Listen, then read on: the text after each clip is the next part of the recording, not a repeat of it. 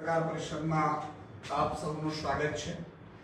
મિત્રો, આજે રાજ્ય સરકારે બજેટ બહાર પાડ્યું છે અને એમાં એમણે એક નારો આપ્યો છે કે ગરીબ, યુવા, ખેડૂત અને નારી શક્તિ એના વિકાસ માટેનું આ બજેટ છે। હું અત્યારે એનાલિસિસ થોડું કરી રહ્યો હતો। મેં જોયું કે ખેડૂતોને શું જરૂરિયાત છે। ખેડૂતોને દેવા માફીની જરૂરિયાત છે, ખેડૂતોને પૂરતું સિંચાઈનું પાણી મળે એના માટેની જરૂરિયાત છે, ખેડૂતોને પૂરતા ભાવ નથી મળતા, એમએસપી પર ખરીદી નથી થતી એની જરૂરિયાત છે, ખેડૂતોને 12 કલાક વીજળી પંજાબ સરકારની જેમ ફ્રી મળે, દિવસે મળે એની જરૂરિયાત છે। ખેડૂતોને પ્રમોટેશન થી જે ખેડૂતો પરેશાન છે એ માપણી રદ કરવાની જરૂરિયાત છે। ખેડૂતોને જે વીજ થાંભલાઓ બેફામપણે પ્રાઇવેટ કંપનીના થાંભલાઓ બેફામપણે નાખવામાં આવે છે અને પૂરતું વળતર આપવામાં નથી આવતું, પવનચક્કીઓ નાખવામાં આવે છે, એના માટેનો કાનૂન બનાવવાની જરૂરિયાત છે। પરંતુ આ સરકારે ખેડૂતો માટે શું આપ્યું? તો કે સુજલામ સુફલામ યોજનામાં 1539 કરોડ રૂપિયા, માત્ર 1539 કરોડ થી શું થવાનું છે ભાઈ? 54 લાખ ખેડૂતોનો વિકાસ થઈ ગયો તમે એમ કહો છો? તમે જો સૌની યોજના 473 કરોડ, આમાં 50% તો તમે ભ્રષ્ટાચાર કરો છો। તો ખેડૂતોને ભાગે શું આવ્યું? ના તો ખેડૂતની કોઈ વિકાસલક્ષી યોજના, ખેડૂતોનું ઉત્થાન થાય એના માટે આ સરકારે કશું જ વિચાર્યું નથી કે ખેડૂતો 3 રીતે ઉપજ કઈ રીતે લઈ શકે, સિંચાઈનું પાણી કઈ રીતે પહોંચાડી શકાય, ખેડૂતોનો જે ફસલ છે વીમા પાક વીમામાં કઈ રીતે એને સુરક્ષિત કરી શકાય, એને કઈ રીતે યોગ્ય જગ્યાએ પૂરતા ભાવથી વેચી શકાય, અને કોઈ વ્યવસ્થાઓ કરવામાં નથી આવી। એટલે ખેડૂતો માટે આ ઠેકો બતાવવાનું આ બજેટ છે। એવી રીતે મજૂરો, શ્રમિકો માટે એમણે કીધું ગરીબોમાં ગરીબનું બજેટ છે। ગરીબોની એક પણ યોજનાઓ જે સીધી ગરીબને લાભ મળે એવી એક પણ યોજના નથી। 75 લાખથી વધુ નાગરિકો આજે સરકારી અનાજ રાશન ઉપર નભી રહ્યા છે। એ રાશનમાં ભ્રષ્ટાચાર બંધ કરવાનું પણ આને સૂચ્યું નહીં સરકાર। તમે જુઓ કે પંજાબમાં કે દિલ્હીમાં આમ આદમી પાર્ટીની સરકાર આવી તો ડોર ટુ ડિલિવરી અનાજની જે મળવાપાત્ર અનાજ છે ઘરે ઘરે પહોંચતું। આજે શહેરમાં રહેતો નાગરિક પીઝા ખાવું હોય તો અડધો કલાકમાં પીઝા એના ઘરે પહોંચી શકે છે। તો આપણો સરકારી અનાજ જે મળવાપાત્ર ગરીબને છે કેમ પહોંચી નથી? બીજું, ગરીબોને તમે જે મનરેગા યોજનાનું તમે નામ ચેન્જ કર્યું છે શ્રીરામજી, એમાં તમે શું વધારે કરવાનું છે, એને ઇમ્પ્લિમેન્ટ કઈ રીતે કરાવવાના છે? ગરીબોના બાળકો માટે શું વ્યવસ્થા છે? આજે ગરીબો છે તેમાં એના માટે શું અન્નપૂર્ણ યોજનાથી 5 રૂપિયામાં એને ભોજન મળી શકે એવી વ્યવસ્થાઓ કરી છે? કશું જ નહીં, અને ગરીબીના નામે આ બજેટને ખપાવવાની કોશિશ કરે છે। પછી એમણે કીધું યુવા, આજે 50 લાખ બેરોજગાર યુવા ઝઝૂમી રહ્યા છે।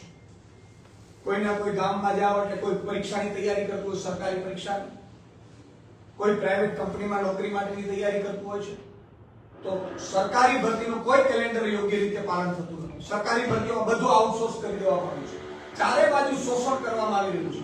યુવાનોને અત્યારે એવી હાલત થઈ ગઈ છે કે સરકારી નોકરી નથી મળી રહી, અને જે રિટાયર થઈ રહ્યા છે જગ્યા પણ ભરવા નથી આવી રહી, એટલે નવી પેઢી જે યુવા છે માત્ર ને માત્ર બેરોજગાર થઈ અને ખોટા ધંધાના રવાડે ડ્રગ્સ, દારૂ અથવા તો ખોટા ધંધાના રવાડે ચડી રહી છે। આ સૌથી ખરાબ સ્થિતિ જો ગુજરાતમાં હોય તો યુવાનોની છે। તમે જો બેરોજગાર 50 લાખથી વધુ યુવાનો છે, કોઈ જ યોજના નહીં। કંપનીઓમાં 80% સ્થાનિકોને નોકરી ફરજિયાત છે, એ કાયદાનો કોઈ અમલ નથી થતો। ઇવન શ્રમિકો, મજૂરો છે, એમને પણ પૂરતું રોજગાર આપવામાં નથી આવતું કંપનીઓમાં, એનું શોષણ કરવામાં આવે છે। આ જગ્યાએ છે એટલે આની વાત પણ ઉડી જાય છે।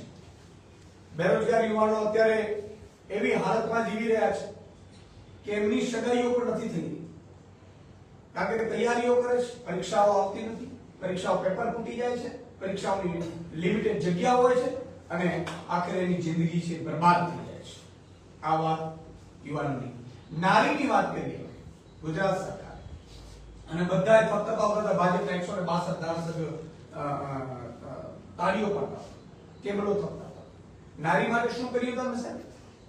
તમે બિહારની મહિલાઓ જેમની ચૂંટણી આવી હતી, તમે 10,000 રૂપિયા એમના ખાતામાં લાડલી યોજના અંતર્ગત નાખી. મધ્યપ્રદેશમાં ચૂંટણી આવતી હતી, લાડલી યોજના અંતર્ગત તમે 10,000 રૂપિયા નાખ્યા.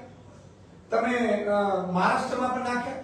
તમે અહીંયા પણ મહિલાઓને રાજસ્થાનમાં પણ 450 રૂપિયા ગેસ સિલિન્ડર આપો છો. પાડોશી રાજ્યમાં તમારી સરકાર જોતી હતી એટલે ગુજરાતની મારી માતા બેન દીકરીઓ 2,32,00,000 નારીઓ તમને વારંવાર મત આપીને 30 વર્ષથી સત્તા ઉપર છે, એમના ખાતામાં એક નવો પૈસો ભાજપ વાળાએ નાખ્યો, ભાજપ સરકારે નાખ્યો.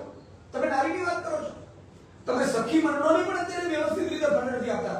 આંગણવાડી બહેનોને પગાર પૂરતું નથી મળતું. આંગણવાડી બહેનો, આશા વર્કર બહેનો, એ લોકો અત્યારે આંદોલન કઈ કરી થાકી ગઈ છે, પગાર વધારો સુધી પણ તમે ગયા નથી.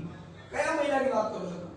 અને મહિલાઓ બીમાર પડે છે, તમે કોઈ એવો વ્યવસ્થા પણ નથી લાવી કે દરેક મહિલાને કાનૂન વ્યવસ્થામાં ફ્રી મળે, દરેક મહિલાને હેલ્થ માટે ફ્રી મળે, દરેક મહિલાને કોઈ પણ હોસ્પિટલમાં તમને ફ્રી સારવાર મળે. આવું તો કોઈ યોજના તમે કરી નથી. તો નારી શક્તિ કેવી રીતે કૂદો છો? એટલે નારી શક્તિની વાત પણ અહીંયા ખતમ થઈ ગઈ. તમે જુઓ એની સાથે સાથે એમએસએમઈ, એમણે કીધું કે એમએસએમઈ માટે અમે 1700 કરોડ રૂપિયાની જોગવાઈ કરી છે. તમારી પાસે એમએસએમઈ કેટલા છે? 30 લાખથી વધુ એમએસએમઈ છે ગુજરાતમાં. અને તમે 1700 કરોડ રૂપિયા એટલે શું આપી રહ્યા છો? એમએસએમઈ માં 10,000 નાના અને મધ્યમ ઉદ્યોગો છે એ બંધ થઈ ગયા, શટર પડી ગયા. ભાજપની આ ગુજરાત સરકારે એમએસએમઈ ને ખતમ કરવા બેઠી છે. 1700 કરોડ રૂપિયા માત્ર. અને તમે એની પાસેથી એને કરતો તો એમએસએમઈ પાસે તમારા અધિકારીઓ, તમારા નેતાઓ હપ્તો વધારે લેતા હશો વર્ષે. એટલે ચારે બાજુથી એમએસએમઈ બંધ થાય એવા તમે કામ કર્યા છે. તમે જીપીસીબી ને બોઇલર ઇન્સ્પેક્ટર ને ફેક્ટરી ઇન્સ્પેક્ટર ને પોલીસ ને એમએસએમઈ ને તમે બંધ કરવા માટેના પાટિયા પાડી દેવા માટે તમે ખેલ કરો છો. એ આખું ગુજરાત જોઈ રહ્યું છે. એટલે એમએસએમઈ માટે પણ તમે કશું નથી કર્યું. સૌથી મતદાર ભાજપનો છે મધ્યમ વર્ગ. મધ્યમ વર્ગને તમે શું આપ્યું ભાઈ? આજે પંજાબમાં આમ આદમી પાર્ટીની સરકાર આવી તો મહિને 300 યુનિટ વીજળી ફ્રી આપે છે. તો મારી માતા બહેનો 4,200-500 રૂપિયા સુધીનું જે વીજળી બિલ છે એને ફ્રી મળે છે. એટલે મારી માતા બહેન દીકરીઓ મોંઘવારીમાં પણ ટકી શકે છે પંજાબ. અહીંયા તમે મધ્યમ વર્ગને શું આપો છો? સારી સ્કૂલ પણ આપતા નથી, સારી હોસ્પિટલમાં સારવાર નથી આપતા, તમે વીજળી ફ્રી પણ નથી આપતા. જો તમારા ઘરે 300 યુનિટ વીજળી ફ્રી માટેનું કરવું જોઈતું એ પણ આ સરકારે કર્યું નથી. માત્ર ને માત્ર મધ્યમ વર્ગના મત લેવા માટે જ ગુજરાત સરકાર બેઠી હોય એવું સ્પષ્ટપણે સામે દેખાઈ રહ્યું છે. તમે જો ખેડૂતો 6 થી વધુ ખેડૂતો તો આપઘાત થઈ રહ્યા છે. આ તો હદ થઈ ગઈ. છતાંય આ ગુજરાત સરકાર જાગી નહીં. ન તો પાક વીમા માટે યોજના બનાવી, ન તમે એમએસપી ઉપર પૂરતી ખરીદી કરવાનું કીધું. પંજાબમાં મિત્રો આમ આદમી પાર્ટીની સરકાર છે. એમએસપી થી તમામ ઉપજ જણસ છે એમએસપી થી ખરીદી કરવામાં આવે છે. પૂરી જણસ એમએસપી થી ખરીદી કરવામાં આવે છે. અને જો પ્રાઇવેટમાં પણ કોઈ ખરીદી વેપારી એને લેવા જાય ખેડૂતને ત્યાં, તો એમએસપી થી 1 રૂપિયો પણ ઓછું વેપારી ખરીદી નહીં શકે. આ કાનૂન છે. પોલીસ ફરિયાદ થાય છે, જેલમાં નાખી દેવામાં આવે છે. આવું ગુજરાતમાં કર્યું તમે? એટલે આ બધી વસ્તુઓ અત્યારે માત્ર ને માત્ર અઠે ચાલે છે. આ બજેટનો અભ્યાસ થોડો અંશે મેં કર્યું છે. તો જે ગયા વખતનો બજેટ છે એમાં એને યોજનાઓમાં થોડા અંશે વધારી દીધા છે, થોડા અંશે ઘટાડી દીધા છે. એના સિવાય આ બજેટમાં કશું નથી. કોપી પેસ્ટ બજેટ છે.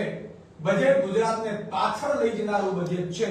નથી મહિલાઓ માટે, નથી ખેડૂતો માટે, નથી બેરોજગાર યુવાનો માટે, નથી મજૂરો શ્રમિકો માટે, ન ગરીબો માટે, ન એમએસએમઈ માટે, ન મધ્યમ વર્ગ માટે. આ તમામ માટે માત્ર ને માત્ર ઠેંગો બતાવવા પૂરતું છે.